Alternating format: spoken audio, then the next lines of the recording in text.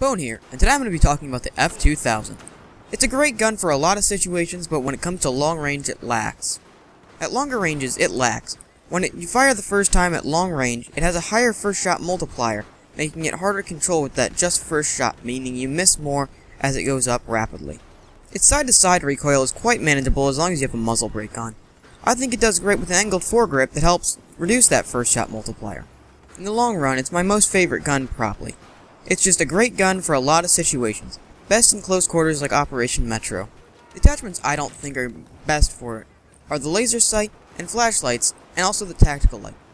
In smoke, that'll give your position away and give the enemy a clear target to shoot at.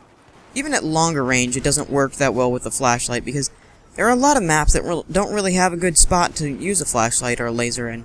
Now, if you are the guy who loves just going around hip-firing everybody, I think the laser would be good, but you have to know when to turn it off and when the right situations are to turn it on. It has a higher fire rate, meaning if you get the first shots off on your enemy, it's easier to take them out before they can take you out, unless they have a higher damage weapon. I lost a lot of battles against sniper rifles and DMRs. Shotguns also had the upper hand sometimes, just because they have a high damage value.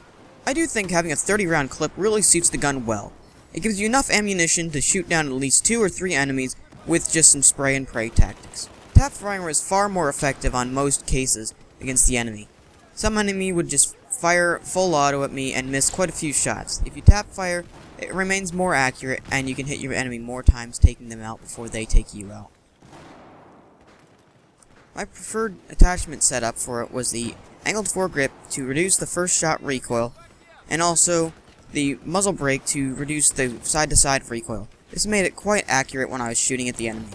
The longer the range, the damage drops off very fast. By the time you hit 54 meters, it drops down to about 18 points per hit. That makes it take more than 4 rounds to take down your enemy, and that's if you hit every shot in the head. By the time you hit 42 meters, it takes about 6 bullets to take your enemy down. I do not recommend using a suppressor on it.